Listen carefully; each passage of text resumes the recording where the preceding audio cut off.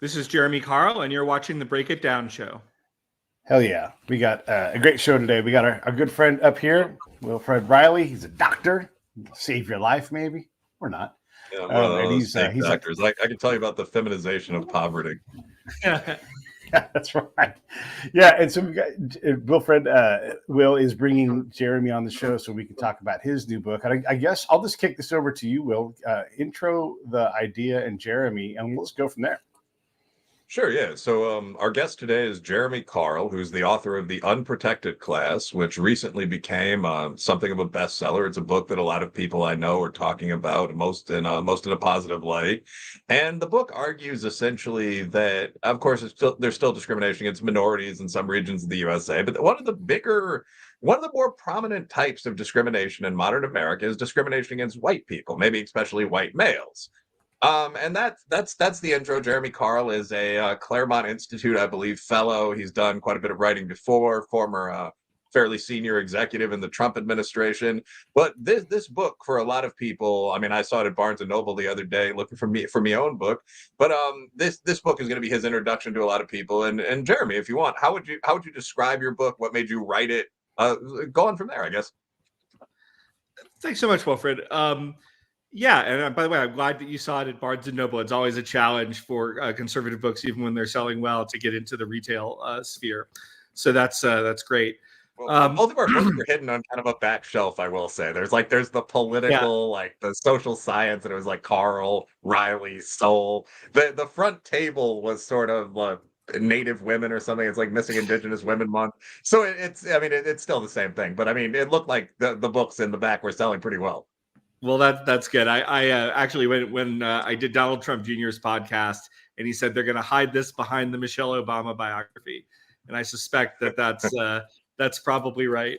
But yeah, I mean, I wrote this ultimately because I thought it was a serious issue. I thought it was an important issue, and I probably also because I'm a little bit stupid. I mean, it's a controversial subject. It's a tough subject to take on, but I felt sort of more seriously that I was in a position, having a supportive employer in the Claremont Institute, to write a kind of serious book on this. And I really didn't want to write a book that was inflammatory or just a book that was kind of like, I don't want to say Fox News in a derisive way, but it's, this is not like Bill O'Reilly circa 2000 or whatever, just kind of trying to sort of throw red meat out to the audience. I really tried to write a book that was serious intellectually and approach the subject with a good bit of seriousness. When you put a book out that's in the social sciences, aren't they almost by definition supposed to be uncomfortable in a lot of ways, like breaking new truths and everything? I mean, sure, you can write a book that agrees with someone else's work, but isn't a lot of the point of what we do is to go, hey, let's understand these complex things and get ready to get uncomfortable? Yeah, well, I mean, that's certainly my thinking. I mean, again, I sort of had hoped for a long time. I thought about doing this book for a while, and I kind of hoped somebody else was going to write it because I just really, I've got a family, I've got all these other things. I didn't need the kind of hassles that I felt would be attendant with this, but I ultimately felt like the subject was important, and I think you've described it correctly. I mean, as social scientists, we are out there to write about truths, and some of those truths are uncomfortable. I didn't try to write something that was intentionally obnoxious or provocative, but in telling the truth, and Wilfred's certainly familiar with this in some of it because he's done this in some of his own books. I mean, you've got to tell the truth, and sometimes the truth doesn't make other people comfortable. I wrote a paper, academic paper, peer review with a buddy of mine.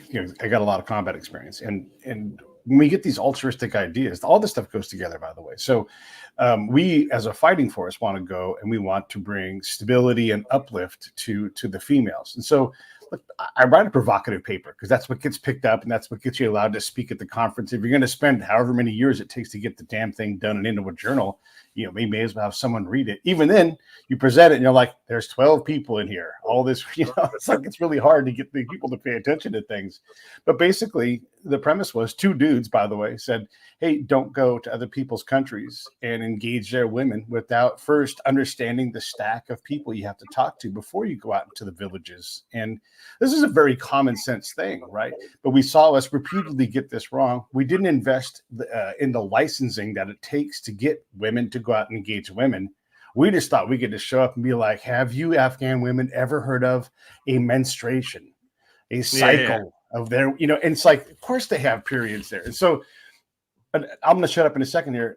I titled the paper, even that was a problem, because we talked about empowering women, because that was the words we used in the military.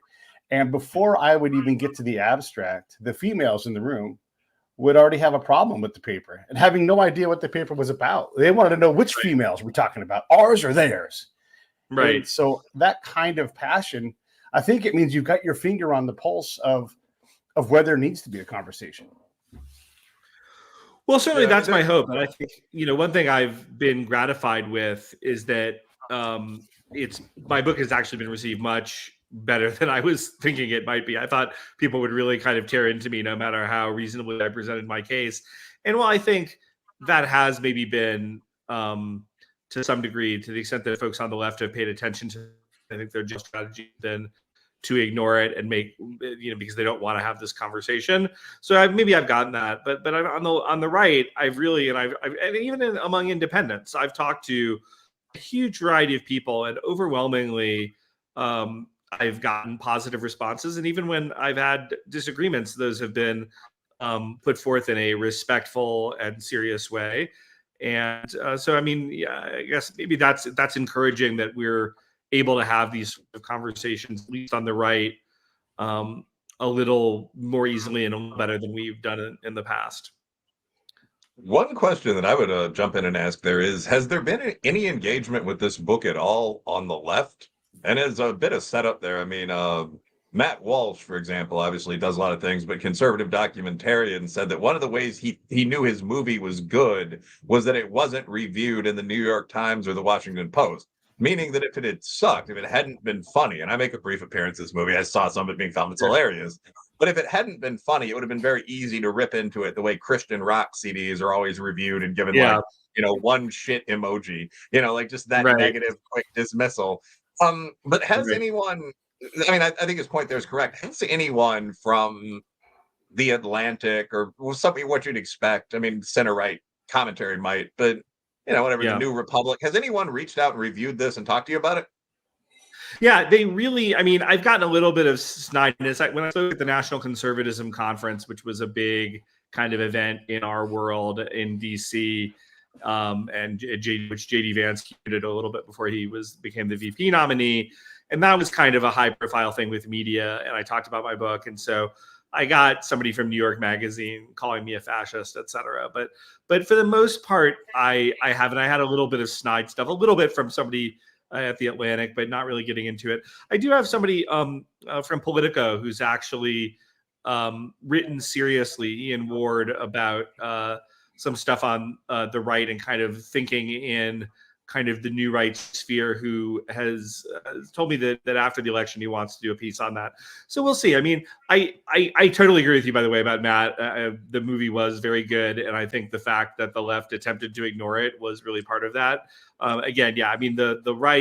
The left wants a foaming at the mouth white supremacist to write this type of book. They don't want somebody to write something that's scholarly and serious and balanced and understands that there are multiple sides to all these issues and attempts to present things respectfully. So I think that is some of what's going on. But, my goal is still to hopefully engage the left on this as much as possible. I am actually speaking at Harvard and Notre Dame in the next few months. And so, maybe that'll kind of, again, force it onto their radar. But mostly their strategy, I think, as you alluded to, Wilfred, has been to kind of just pretend it's not there, no matter how much purchase it's gotten on the right. Yes, the Harvard appearance is probably going to be pretty interesting. Do you have any? Are the young Republicans bringing you or something, or did the university invite you as part of a speaker series? How'd that happen? It's a Republican and conservative conference, and they're doing something. They're doing a conference on national identity, and so they reached out to me, and so that's great. I'm happy to go under any sort of circumstances and give that talk to those folks. And I'm actually a Yale grad, and so I may go back to my alma mater also and do that. I was a little bit reluctant to even kind of do the university circuit for reasons that I think you would understand, just because I'm not interested, again, even though it probably would sell a lot of books, in doing that YouTube ready shouting match. I want to engage in, with people who are really serious about kind of understanding what I want to say and willing to engage with it in that way. But at the same time, I mean, this is where a lot of future leaders are going to come out of. And I kind of feel like they need to be exposed to this argument. And so I'm sort of moving more, especially as the book has been very well received, to kind of feel like, like I'll take a few more risks and we'll kind of do this and we'll just sort of see what happens. When you put this book together, what's the research load look like for you? I mean, obviously there's a big corpus of work. You've got to deal with all that, but what does all that look like for you? Yeah, well, I mean, some of it, because I've been thinking about the book for quite a while, I kind of had some of it, even if I didn't maybe have it in a file ready to go, I kind of knew what I wanted to talk about and where I wanted to look. But a lot of it was just sort of going out and in some cases talking to people when I got, to issues like healthcare that were kind of far from my core expertise, because the way the book is sort of set up, and I should probably mention at the beginning, is I sort of have an introduction to the issue, and then each chapter sort of goes through subject by subject, everything looking from crime to healthcare to Hollywood to the education system, and I kind of document how anti-white racism has become pervasive in each of these areas. So in some cases, I went to people, or at the very least got a sort of peer reviewer from the area if I didn't feel like I was as familiar with it, to kind of check and make sure that everything looked like it was buttoned up. And one thing I'm really pleased about, I haven't had to issue, I mean, there's like 1,000 citations in the book. To this point, I have not had to issue any corrections. So that kind of feels good. And I'm not saying, of course, I mean, I'm sure there's stuff in the book that I somehow missed or was wrong, but it's not pervasive. And part of it was also just then kind of doing research and really a lot of it online. I mean, this is not, we were kind of past the mode of going into libraries, although I did look at some kind of, classic sort of academic papers and things like that in the field. But a lot of it was just, a lot of time sitting at the computer and reading things and kind of preparing. So. Yeah, so I guess the next obvious question when you're talking about, you go through your research praxis, this is how we put the book together. And I mean, you outlined some of your chapters. There's a chapter on crime, a chapter on media. So just as a softball, well, I have two parts of the question, actually. First, what are some of the kinds of discrimination you identify against white people? Where are those located? But an additional question that an Asian friend of mine asked about this book that I think is really interesting in kind of our guys group chat. Do you think that some of the stuff you're seeing, some of it is, but is most of the stuff you're seeing, like affirmative action, discrimination directly against whites? Or is it kind of left-wing discrimination against the idea of success, where Asian kids, East Indian kids, Nigerians, unless they're counted as ADOs, so on, they're all Jews, all these people are going to be screwed in the collegiate application process. So first, what are some of the examples? And then what do you think about that second part? Yeah, so I'm super glad you asked about the second part, because it's an important question, and I'll deal with it, because I think you're getting at something that is an important distinction. So obviously you have affirmative action, and you have that in both the job market and in the academic market. And in fact, I just actually wrote a piece on how, even in the wake of the Supreme Court decision, a lot of these elite college admissions are still discriminating against whites and Asian Americans in pretty dramatic ways. They're sort of standing in the schoolhouse door, if you will, metaphorically, and saying, hey, you know what, like we can play by our own rules. So you've got things like that going on. Those are kind of the formal modes of discrimination, but there's also sort of informal things. And I talk a lot about things like that in my chapter, say, on Hollywood. Now, there are actually, and people don't know about this, in the last few years, there have become ridiculous formal diversity quotas that you have to meet to be considered for a Best Picture Academy Award or other Academy Awards right now. So you do have some of that going on. A lot of it is more informal. So what I kind of document is the way in which white people are portrayed on average in Hollywood. And obviously, when you say something like that, there's a huge variation. I mean, we have white superheroes, we have white characters who are portrayed very positively, and we have minority characters who are treated very negatively. But on average, and in fact, where I get this is from a study that's been done kind of regularly by the Annenberg Foundation, which is a very left-wing foundation that's looking at diversity in the arts. What we find is that white people are portrayed on average more negatively than people from other races. And so that's something where there's not formal discrimination, but there are informal things. And in fact, you can even find there's a Twitter feed called "White People Are Stupid in Commercials," which is kind of, this is like in Madison Avenue, it's just kind of understood that particularly like the white guy has to be the idiot in the TV commercial. So it's both formal and informal things. And that's just, I'm obviously just touching on a few things. But let me get to the second part of your question, because I think that's a really interesting and important distinction, because I think both things are going on. Some things that I'm talking about are directly targeting white people because we don't like white people. Okay. That is happening. But there is also a lot of this that is just targeting white people. White people are almost collateral damage in the left's war on anybody who's competent and successful, and a lot of white people get pulled up in that, but also anybody from Igbo Nigerian Americans to Asian Americans to whatever have you are disproportionately caught up on this. So you have both things going on, and I do in the book try to make those distinctions when they're relevant, to kind of say, because I think this also suggests where you may find some useful political alliances over time, is that in the areas in which it's not just white people being targeted, there are other groups that will be even in their interests to ally with white people on these issues. But of course, I think in general, we just want to be trying to eliminate discrimination and racism of all types, no matter who it's directed to. That's the ultimate goal. But I'm enough of a political realist to know that we need to pay attention to, where people's interests lie as well. Go ahead, Will. Yeah, I mean, so I think that's definitely, that's a good summary answer. I mean, so basically some of this is discrimination against whites, and some of this is discrimination against so I think I'm going to make one comment here and then just ask my next question, because I usually come here with the short list of these questions. But I think that at root, the key element of what we call wokeism is kind of hatred of success or hatred of performance.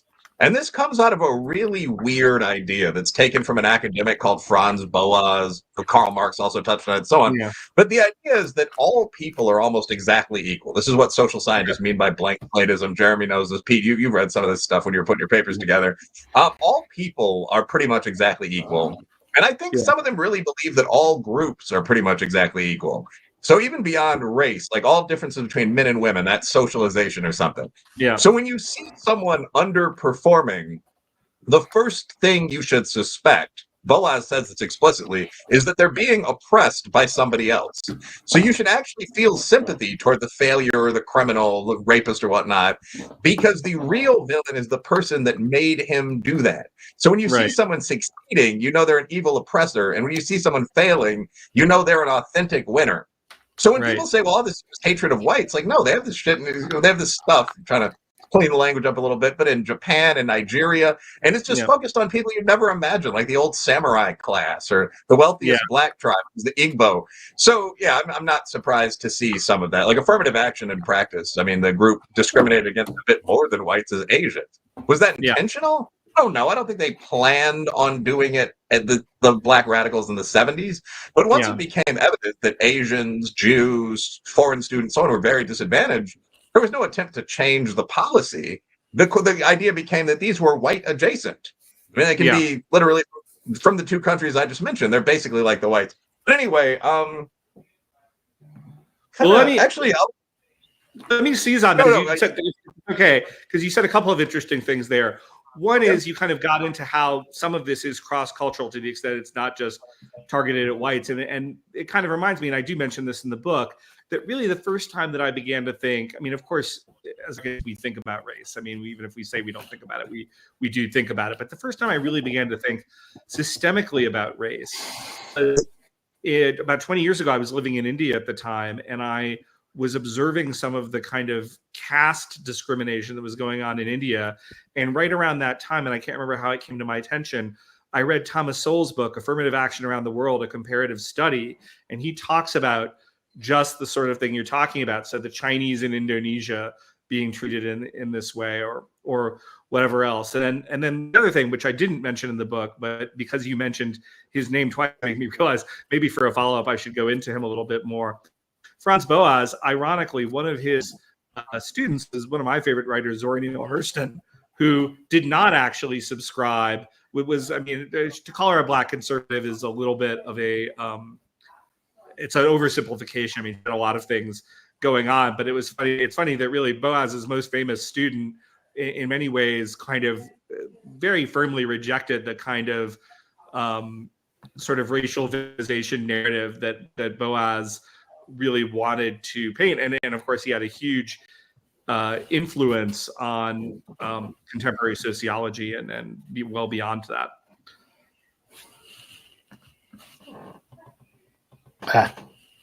It looks like I'm okay. It looks like I'm booted Jack for a second there. Yeah, that technical issue on my computer repeats, but doesn't really matter. Doesn't really matter for the viewers. But I mean, so Franz Boas was one of this idea goes back before. In fact, I know it goes back before Boaz. I think it goes back to Rousseau. Rousseau was the guy who was kind of the great rebel against the core block of these Enlightenment era thinkers. When you're talking about Locke, you're talking even about Hobbes. And most of these people were just saying, look, we need what I would call pragmatic trust as a political scientist in society. Life without society is nasty, brutish, short. This is how we set up societies. This is how the social contract, fiction, but a useful one works. This is how a congressional legislature could work. And Rousseau just kept shouting, it's all a lie. So like the book Emile is the idea that the ideal child rearing practice would be to let the kid run around naked in the garden and teach him nothing. Yeah. And from this idea, and I don't want to blither on because both of you guys have a lot to say, but like from this idea came the idea that society is structured to oppress. So the reason that we have property rights is that the rich want to maintain a lock-fisted control over property. And that really became, if you put aside the dog shit economic theory, that really became Marxism, right? Like society exists so that the bourgeoisie can oppress the proletariat, lumpen proletariat, petite bourgeois, everything that seems facially neutral, testing, industrial organization, is in fact set up to oppress you. And every other woke philosophy, critical race theory, is just a lower IQ version of that, with the rich man subbed out for someone else, like the white man. So yeah, like Boaz was a guy who really took this and brought it into international context, where he's saying when you see peoples underperforming, one, you're seeing oppression, or two, you're seeing beautiful complexity that you don't understand. So Zora Neale Hurston was actually, great rebel. I enjoy her as a writer as well. But like Margaret Mead was one of Boaz's students, and she went to Samoa, and it later turned out that this was 50%. Yeah, it later turned out half of what she heard was just BS from teenage girls. But I mean, she took these Pacific Island sexual practices like, hey, let's walk outside and play. That's evidence of like a deeper, more sophisticated culture than our own, and wrote a whole book about this while like living with her lover. So it's the whole idea that if you see primitive savagery, it's either one, the result of you, or two, not primitive savagery, but something you're not even ready to understand. And this idea has really infested our society. So I'm a modern, neither pre nor post. Well, I agree. And I mean, before I'd thought about any of this stuff as a college freshman, when I read Rousseau, I was just like, what on earth is this guy talking about? And then, of course, later I found out he had 5 or 6 children, and he sent them all to orphanages, and I think they all died. So, I mean, not to me a model for thinking, but he has been kind of the formative thinker on the left. And I think, again, when I write maybe a little bit more of a scholarly look at this point, I should probably talk about, how Boaz and Rousseau, some of this stuff has its genesis there.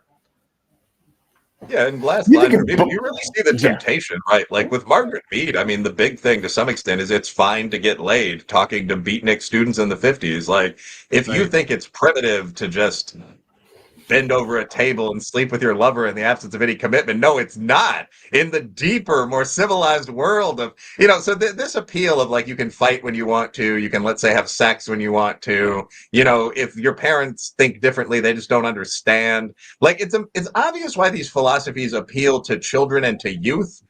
It's a little less sympathetic when they begin to appeal to adults. And that's the danger of woke empathy in society right now. Yeah, absolutely. I agree. Yeah. Do you think if Boaz or Adam Smith or gosh, any of these writers that we hold dear all these years later, even if we don't realize that we do, if they showed up today, would they be like, you guys are so far from where actually I was going? Like, are we even accurate when we quote these guys and we enact our beliefs and create ideologies based upon them? I kind of think about Life of Brian. And he's like, it's like his shoe falls off and it starts a new sect, Well, when you said that, I actually immediately think of Annie Hall, the Woody Allen movie, where the guy's going on and on about Marshall McLuhan, and then Marshall McLuhan is in line and turns around and says, "You know nothing of my word, you don't understand it." I don't know. I don't know. I think probably Boaz and Rousseau were temperamentally radical enough that they, maybe if they truly came in a time machine, they would be shocked because it would be so far from sensible. But I suspect if they'd just been born today with those same personalities, they would be among the leading wokeists out there. So, yeah, interesting. Yeah, I mean, if we're just talking around the table, like I tend to agree. It also depends on what you value. So, I mean, if you read a lot of the Confederate predictions about what would happen if they lost in the Civil War, like the nation will integrate black and white and North and South, and the conflict may produce more than 10,000 murders a year. I mean, some of that stuff actually came true. The question is, I mean, today, I think most people really across the spectrum from Hotep to alt-right would say, well, yes, but I mean, we don't have slaves anymore, and right. The integration between the North and the South, the business transactions have quintupled GDP. But I mean, the question of what you would, I mean, I think Boaz or Rousseau would love today's political left. And this is true of any of these people. Many of them were extreme perverts, by the way, Foucault. But I mean, I think Foucault, if he could go to a modern gay bar, hydrate in Chicago, he would think he was in heaven. I mean, there literally are naked people dancing in a way you haven't seen since Rome. I think that they would greatly enjoy the world they've made. I sadly have to agree with you. Yeah. Oh, that's hilarious. Yeah, I was just thinking about my days living in Wrigleyville, which borders with Boys Town, and you would see a lot more decadence, totally accepted. If you did the same things in other parts of the town, not even half a mile away, it would be not accepted. And it's funny. No, I mean, I think that's actually, so Chicago's party district is actually really interesting because, and this is something that the audience probably could care less about, but it's worth a historical note. Chicago's party district on the north side, there's a club district, pretty civilized, River North. You just go to a nice bar with your date. But Boys Town is the gay neighborhood of Chicago, and it's known for sex clubs and dance bars. So you'll literally see people walking down the street, many of them straight women in these like Roman imperial orgy outfits. There's a bisexual after-hours club, Berlin, known for people leaving it for orgies. And then the next neighborhood over is Wrigleyville, which is the fraternity and sorority neighborhood of the city. It's like people that just graduated from Big Ten schools, people that are enrolled at UChicago and so on. And it's not notably more chaste. So you'll see these straight and gay half-naked people making out in the street for like a mile if you're biking home from a job interview or something, and then you'll get back into the city. And at the borders of this neighborhood are these sort of families that are just not going to tolerate any of this at all. So there's a lot of like, keep that over there, right at the edges. It's a fascinating place. Legitimately, what's illegal in Wrigleyville or name a neighborhood or in Boys Town, these are not the same things. Things that would get you arrested in Wrigleyville are totally fine over in Boys Town. This one's actually told by a cop because I was just standing I party, but I'm mostly a beer type of guy. But I mean, I remember once asking a cop watching some of the stuff going on in the street, like, what do you arrest people for here? And he was like, well, usually oral sex in public we don't allow. There were like 3 or 4 things, like if a fight involves more than 5 people, we'll break it up. So there must be rules. Yeah. Well, I live a little bit outside of a small city in Montana, and I must say that social mores vary by district, and that's in some ways it's actually part of what makes America such an interesting country. I actually reject the homogenization that I think the regime would like to force on all of us, although certainly I would also reject some of the practices that you described in certain parts of Chicago. But look, if they want to keep those in Chicago, as long as my kids are not kind of being thrown into it, then that's, I guess, they're right. I want to change, if you guys don't mind, I want to change and get into this topic. I think this goes to both your guys' recent books. Our fascination, our fetishizing. I don't know, what are we doing? We're putting the Indian folk on a pedestal where they are this beautiful, in touch with the earth type people, and it's like they've never read Cabeza de Vaca or any of these other people that are like, here's what it was actually like when we were here, and it doesn't match up with that reality. I couldn't agree more. I mean, I have a whole harangue against land acknowledgments in my my book. I've actually also, this is indicative of, frankly, of how wokeness has kind of infested everything. So I'm on a state board here in Montana, appointed by the governor, but because for various reasons this board is kind of controlled by the left, even though the left is a relatively small minority here, we do a land acknowledgement before our meetings, and I've objected every single time that we've done it. And it's totally ahistorical because, of course, the tribes in Montana, and this is not unique to Montana, it's true of many areas, are just, you know, again, I'm oversimplifying, but many of them got here in the 18th century after they expelled other tribes that had been living here. And it's not necessarily that I have some agenda to say that Native Americans were somehow more savage or more violent than Europeans, although I think Napoleon Shango, if I'm saying his name right, the anthropologist who kind of has looked at violence in sort of pre-state societies, does find them to be like much more violent than modern societies. But even if they were no more violent, the point is that there's a lot of damage caused by false narrative around Native Americans, and it does a lot of harm to everybody, in my view.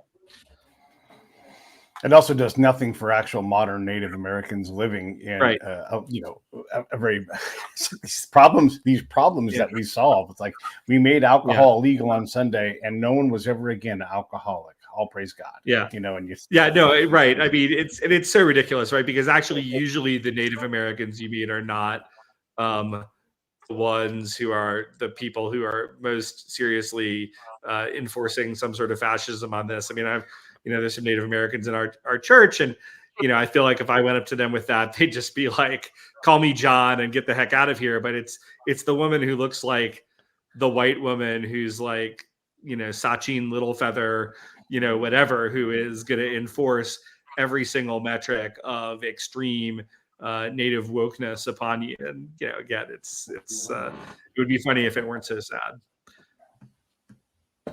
Yeah, I mean, I see the screen pop back to me. I mean, so yeah, first of all, I mean, what Americans believe about Native Americans is complete nonsense. I mentioned this in my latest book, which you can see behind me, although our focus today is Jeremy's book. But I mean, what is it? Skeptic Research Institute recently looked at the percentage of Americans that believe natives are peaceful inherently, and it was 71.2%.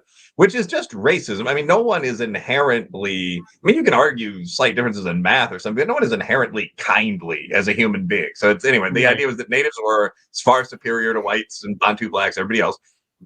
In reality, Napoleon Changan, the anthropologist that was just mentioned, when he looks at the South American and Mesoamerican native tribes like the Yanomamo, what he finds is that about 50% of males die by violence. Now, that's far more than in any white or indeed West African society today. I don't know how that would compare to our ancestors as primitives. Like, I would bet in the Zulu tribe, there was a pretty high rate of battle death. But yeah, it's when you look at what you saw in Native North America is extraordinarily violent. The Aztecs built a literal soccer stadium-sized pyramid of human skulls next to their actual pyramid where they worshipped the various gods. But moving on from that, actually, I have a question. I mean, I got a couple of them. So when you describe, getting back to the book, when you describe this sort of widespread, almost ambient discrimination against what I would call dominant groups or successful groups, but in America that mostly means whites. What do you do about it? I mean, do you recommend a lawfare strategy? What's the suggestion you make in the book? Yeah, well, I have a number of strategies, from political alliances, which I talked about further. I think some of it is also argumentation to just kind of make people understand that actually this over the long term is not going to, like, backing white people up against the wall, metaphorically speaking, is not actually serve anybody's interests. It's not just it doesn't serve white people's interests, because than white people. Some segment of them may choose to behave in irresponsible and dangerous fashions, and that won't be good for anybody. But yeah, I do talk about lawfare as I think a really key component of this. I think narrowing, understanding that the gains that we got out of the civil rights era and the Civil Rights Act are real, and that's one of the areas again where I try to be fairly moderate about things. I think there's a little bit of sometimes too clever by half critiques on the right that say, oh, the Civil Rights Act was really evil and it's bad, and that's like why everything is like woke and disastrous today. And I think even to the extent that there is a significant grain of truth in that, the problem is that we weren't in some sort of racial paradise before these things showed up. They were responding to real challenges, and it's easy with hindsight to say, well, it went too far in this respect, or it reduced freedom of association in unacceptable ways in this respect. And I actually agree with those critiques. But I mean, I think we need to, as good historians, have sympathy for people who are dealing with the challenges that they were dealt with. But we just have a very different set of challenges today. We're not serving people at lunch counters, okay? So we are discriminating against white people job applications. So let's have a new kind of pretty reformed legal regime that kind of takes things like that into account. But yeah, I think in some ways we're going to have to lawfare our way out of this. There's an increase in federalism that I think has to come from this. I think there's no substitute for winning politically.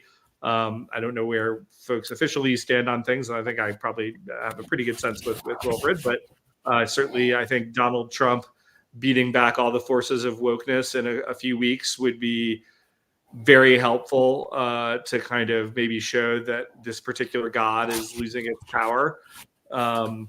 There's a lot of different things that I talk about in the book as potential solutions, but those are just a few of them. I'm going to jump on the main screen here and just say this. Here's the link to the book right there. You see it blinking on and off.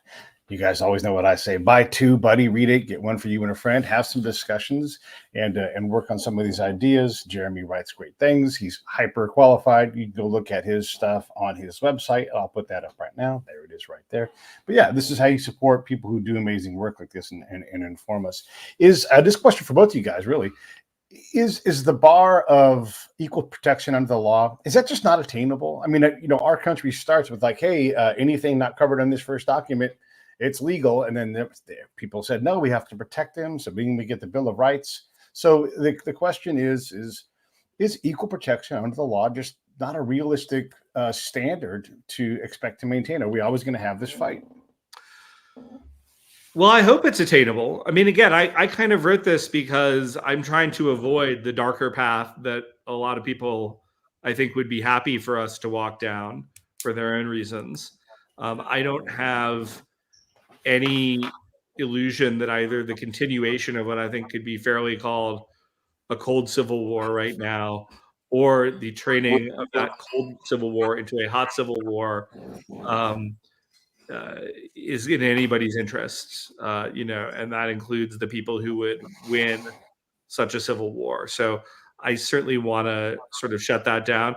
I do think it is, and this is one of the reasons why I kind of do spend some time in the book talking about why I think kind of tamping down on this type of discrimination is good for everybody. It's not just a good for white people type thing, because again, if we don't do it, we're going to have, and you're seeing this among young white men already, and I hear from a lot of them when I write my book. There's a lot of anger out there, and that anger is not always going to be put in productive places. So I think we have to. Of course, it's never going to be perfect, but I think, even I'm an older guy. Like Wilfred, I might be a little bit older than you, maybe not. I don't know. Maybe you just are very well preserved for your age. But I'll be 52 in December. Like when I was a kid, things were much better overall. Not perfect, okay, but like a lot better race relations. And I talk to these 23-year-olds who are, engaging in edgy stuff online. I say, look, I actually promise you, it wasn't always this crazy and bad. We actually did aspire to get along much better within my lifetime, and I think we could do so again. Yeah, I mean, so the answer to the question. So first of all, there's a theoretical or even religious question, and all of us could debate with, our priest or a philosopher, which is like, can you actually achieve, perfect goals in this fallen world, that sort of thing. So when you say equal protection under the law, you're talking about something like the idea women have agency when it comes to dating. No one has perfect agency in a relationship, and this applies to men too. If your partner was simply to stop working or permanently stop sleeping with you or something like that, the relationship's probably over. And people are aware of that when they make decisions about what's going to happen during any individual date or during any domestic argument or something. So no one has the perfect freedom of choice. I know my boss would fire me if I were suddenly on this podcast to rip off my shirt, pull a gun out from under my desk, and start screaming nonsense. I don't have a firearm under my desk, by the way. But I mean, just like, so that was kind of a rambling way of putting it, but everything is an ideal. It's not perfect. When you say equal protection under the law, there are going to be some racist judges, by no means all Caucasian, that are going to deny citizens that equal right. In general, if you have a rule that if a black guy with an 862 on a board test and a white guy with a 901 apply for a job, the white guy gets the job. Yeah, I think you can enforce that rule. I mean, all equal protection under the law really means is that you treat equal people equally. What's really complicated that is the idea, and this gets into a little legal jargon, but because affirmative action and the like are thought to meet what's called the test of strict scrutiny, they're so important to the country that we can violate equal protection. Equal protection law sort of doesn't make sense. It puts us in a weird situation where if an Asian, a white guy, a Caucasian Hispanic, a black, and an Indian apply for a job with radically different test scores, GPAs, so on, you don't really know who's going to get the job because there's this additional factor that comes in from the outside. Could you eliminate that? Could you eliminate pro-white legal bias and most affirmative action and so on? Yeah, you could do that overnight if Congress or the president could get on the ball. So yes, equal protection is possible. Another just quick comment. I mean, when either one or both of you guys said this, race relations used to be better. That's actually something we quantitatively measure. So from like that Jordan Bird era in the high 90s, which remember was 40, 45 years after desegregation, 70% of white and black Americans thought race relations were good. Like it was just that simple. Like most people in urban, suburban areas, there's a little fighting in the schools, but everyone thought it was fine. Everyone go cheer for the Bulls or the Celtics. Nobody cared. And you've seen that drop down now to about 33% blacks, 30% whites think race relations are good. So you can empirically say, well, what's the effect of diversity training and so on? It makes people get along more poorly with different people. That's what all the evidence shows, which is fascinating, really. Yeah, I agree. No. These things, the designs never work out with the outcomes. It just is so hard to get people to understand that the work you do up front is so important. Should you even do the work? Soul's big on this. Can you define the problem? That whole rubric he puts people through, and it's hard. And we're soft on these ideas academically and ideologically, right? We want our idea just to be pure and simple and not have to withstand any rigor. And then the second you start leaning on a problem, man, they crumble really fast, these ideas. Yeah. I mean, what you said there is actually worth. Sorry, because I think one of you guys started talking there, but I think it's worth a brief follow-up comment where you said these complex designs almost never work. We come up with these big plans and strategies. The way I would phrase that is these big plans and strategies targeted at quote unquote root causes are often very ineffective. I don't know what you guys think about that, but I assume both of you probably agree at least somewhat. So when we say, well, race relations are already good, people just play football together, sort of just as a leader left it at that. But people started saying, well, we don't know what's going on inside white people's heads. We're still finding 3% discrimination against black people in applications for email jobs. Like it was all these little things that exist in the imperfect world at this level of existence, right? So the idea was we need a campaign to tell every white guy, and by the way, every black male, I mean, because we're supposed to be the most sexist group, whatever. We're going to tell everyone what to think inside their head via this training that will begin, in high school and go on through your executive job permanently. And it turned out this massive campaign didn't do anything except make things much worse. And I think there are a lot of examples of that. Life is pretty simple. How do you hire people as a boss? You pick the best 10 people and hire them. Some will be black, some will be Asian, but if they're not, that doesn't matter. Especially, I mean, one of you guys lives in Montana. It just, there's no reason to spend a great deal of time stressing out about this. But if you want perfection, that's going to be the enemy of the good very often. No, that's right. And this goes back to Eric Voegelin's phrase that was made very popularized, at least on the right, by William F. Buckley, that we shouldn't try to immanentize the eschaton, or to bring heaven on earth, to put it in plain English. And that of course we're going to be fallible in all these ways, and that a certain degree of fallibility is in fact inherent in the human condition. And perhaps if we get that fallibility pretty low, we should probably kind of just take the W and move on, rather than spending that extra effort to try to wring out that last 3% of bad thought, because when you do that, it has all sorts of negative follow-on consequences. And I mean, that's actually in many ways just a good way to think about the entire issue I'm writing about. I think some of what I talk about actually is the fruit of a poisonous fruit of a poisonous tree, but others parts of it are the poisonous fruit of a good tree, a tree that was actually planted with good intentions in mind, but just, people stopped paying attention to kind of the consequences. The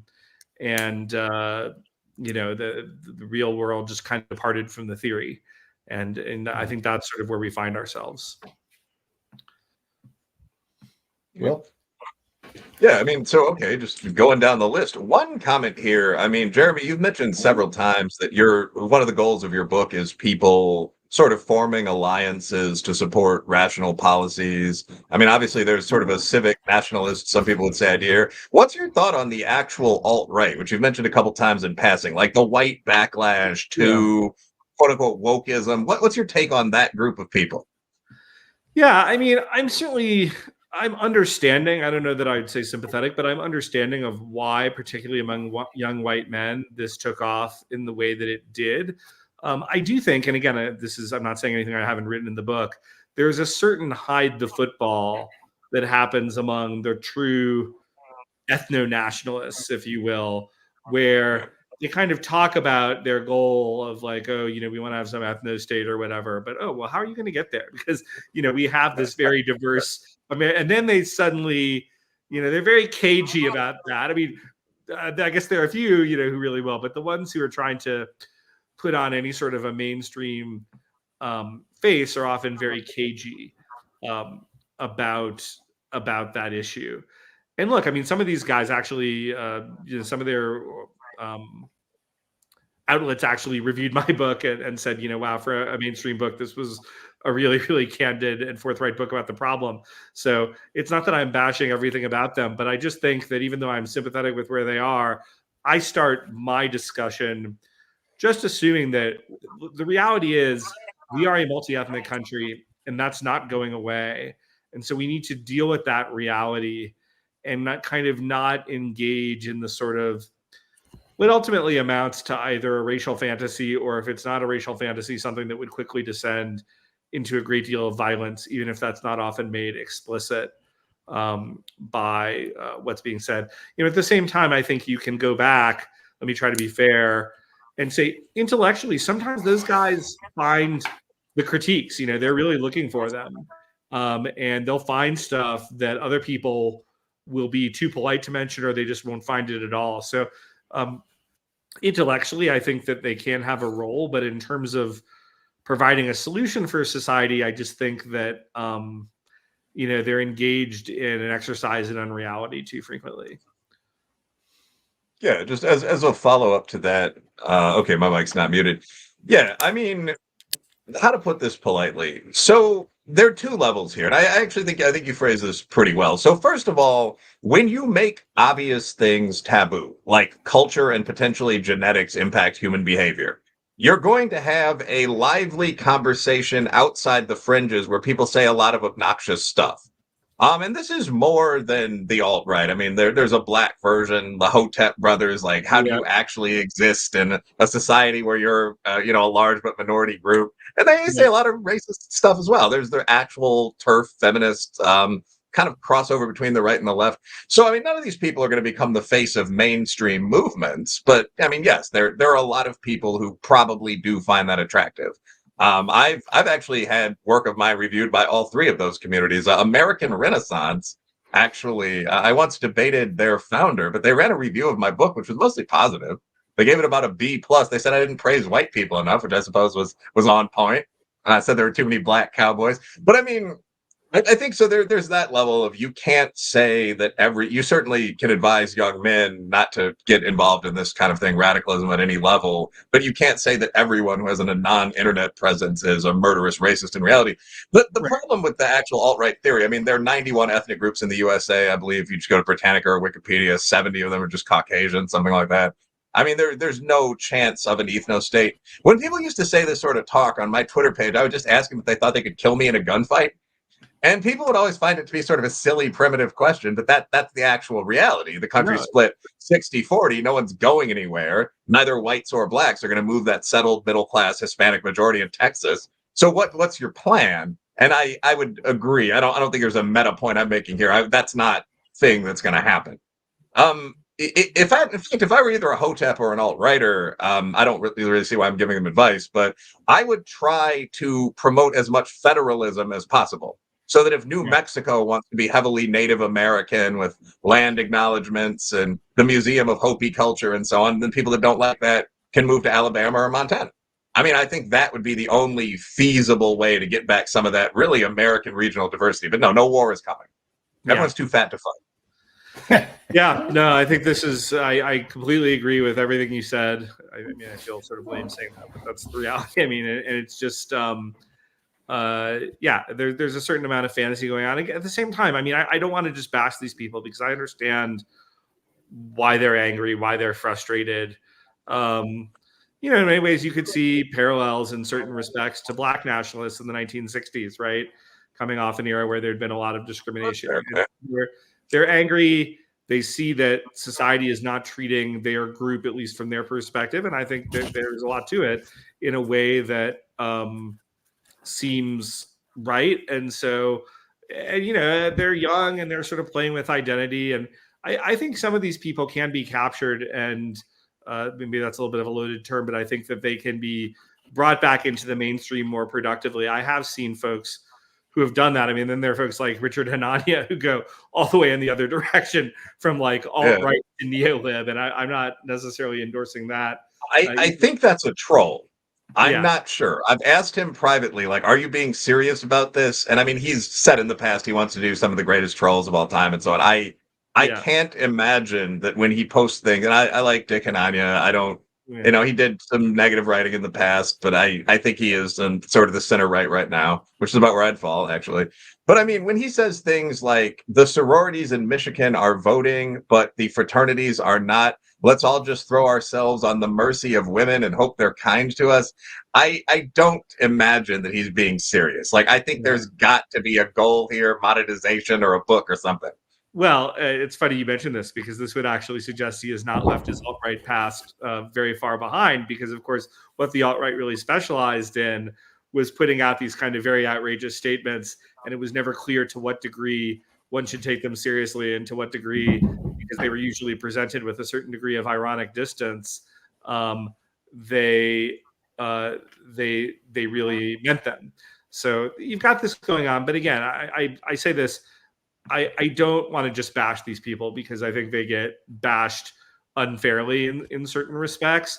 But at the same time, I don't think that their political program is realistic or useful for the most part. And so I would like them to, perhaps consider a more effective way of raising some of their points that genuinely, I think, there are legitimate grievances that they may be bringing to the table that we should talk about. I think some of the problem that we face, we'll try to wrap this thing up here, but I'll just kind of throw this out and we can play with it or move on. But a lot of this is cultural problems, and our culture is beginning to really become very individual. We don't have to interact with people. You can stay in your house and order food. You don't have to talk to someone in public spaces and be kind and neighborly. These are things that are happening more and more as we get more distinct with our realities. And that makes me wonder how we'll be able to navigate the cultural things. It's very common to see someone put activist in, or even their Wikipedia thing or their bio. And Activists suck at knowing when the amelioration machine is just constantly eroding the problem and go, hey, I can stop. That problem is working on its own now. Let me go find a new thing to activate for. And so I think these two things, this embracing of activism with no real goal, no responsibility for when, hey, now you need to knock it off. We don't have that. And then also the continued separation of our individual cultures. Yeah, I agree. I mean, we're living, and I'm as guilty of this as anybody. And Wilfred, I think, just given how many times I see you tweeting, I think you're probably guilty too. We live a lot of our lives online, probably a little bit too much, and that doesn't help things. Yeah. Well, yeah, I mean, I think that, again, a lot of these issues are things that are neither good nor bad, but sort of are. Like the America being an ethnically diverse country sort of thing. I mean, that's just not going to go anywhere. Hispanics aren't going to leave the Southwest whenever everyone else. I mean, there's not really much of a point there. Similarly, I mean, so Pete, you're basically asking, what does intensive online participation amplify this stuff? Yeah, I mean, it just separation from actual reality, you know, where you and I can get together and have a beer and we can disagree. And it seems like people have less and less, tolerance, which means you're becoming more of a bigot every day if you're not focused on the hard practice of tolerance. You got to get in the tolerance dojo and get punched in the face and be like, you know what? Yeah, I can see to have someone say, you know what? I don't agree with you, but that's rational and reasonable. And I can understand why you would think that. I find a different way. And so much of this truly is genetic and how each of us are wired. And we're getting mad at folks for not because they're wired to be racist, but we have these wirings for our personality. A lot of it, you know, if you read Judith Rich and what she talks about, there's so much of that is just on board with us. And it doesn't make you a bad person or a good person. It's just, this is how you think and operate because that's your instructions are. Yeah, so I mean, I think that's interesting. But to answer just the primary question, yeah, I think distance from reality is a problem. I mean, when you look at things like young men not knowing how to date women, I think a lot of that comes from growing up with no sisters. You're not just going out and playing on the block with people, with that transitioning to something else at 13 or 14. You know, you're not likely to play varsity sports as much anymore and travel with a bunch of cheerleaders for, 8 hours a week. I mean, so yeah, I think that distance from reality is real. Social media amplifies that because traditionally, have you guys ever heard the toaster screwing example? No. Okay, this is actually a serious point made by an economist, and I actually PG'd it up a little bit. But the argument is, like, traditionally, if you had some bizarre vice, like you were sexually attracted to toasters, what you would do is come out to your closest friend, and honestly, he would slap you on the head and say, "You can't tell me that again." And you would just then go on the rest of your life. You might be slightly frustrated, but you'd marry a human woman, and you'd have a convection oven in your kitchen instead of a toaster. So that's what would normally have occurred. Now, today, you can log online and find toaster sex forums. You can find, and this is literally true for people that call themselves zoophiles, you can find Twitter followings of people that have your bizarre little fetish. And this is even more true politically. Radical feminists are about 1/4% of the female population. I would argue that feminism in general has been driven by highly atypical women. When you look at things like we need to make pornography more available, or we need to put women in military combat roles, I don't think the average wife agrees to the level of a 1 out of 10 with those statements. But I mean, you online can find hundreds of thousands of these people, and you can now mob anyone who says most women prefer somewhat dominant men or something like that.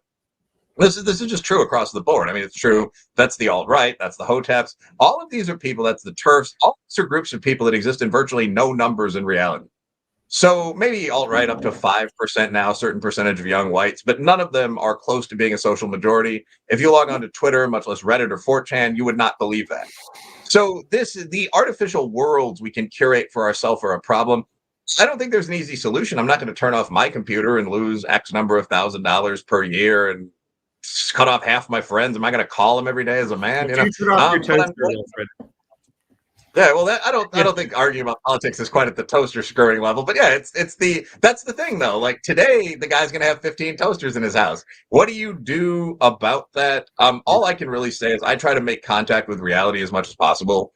Yeah. I still play reasonably competitive sports. I go shoot at the range, take my fiance out for dinner. Like I live in a very race and class diverse community. It's the Kentucky state capital. So if you're just sitting by a basketball court teasing other guys, you're in the presence of people that are going to vote for Harris, going to vote for Trump, aren't going to vote, probably 60% of them. So, I mean, that's something you need to expose yourself to. Yeah. Touch grass, never a bad idea. Never a bad idea. Anything in closing before we wrap this up, Jeremy? And thanks for coming on the show, man. I really appreciate it. It was a lot of fun. No, thanks so much for having me. Just, buy the book, read it. I think your readers will like it, or your listeners will like it. And the one particular push I'll make for it, and Wilfred can certainly attest to this, or maybe his books have been so successful this is not true. You will not meaningfully affect, sadly, my annual income by spending $20 on Amazon or going to Barnes and Noble and buying this book. I don't get that much from it, but what you do in terms of buying a book like this, if this conversation has been at all interesting to you, is it's a signal to publishers that, hey, there's an interest in and an appetite for serious conversations about these types of issues. Because this was, I was fortunate to get this published by Regnery, which was a very mainstream conservative press. But a lot of folks would be kind of nervous to come out with books like this. But if they see that people want to read them and talk about them, then they will publish more. And I'm sure there's other people with maybe slightly different perspectives than me, but who have interesting things to say. And I think these are good and important conversations to have. So I appreciate you having me on the show to have it. Yeah, thanks, man. I'm going to roll the credits and come back to you guys in a second. Hey, thanks for watching the show. I really appreciate it. Right here, you can subscribe. Please do that. It makes the show grow. Hit that notification bell so you know which incredible guest is coming up next. Down below is the PayPal link. You can put a small subscription in. That is an enormous help. All that money goes right back into the show. And then right up over here are the next episodes you should listen to, curated by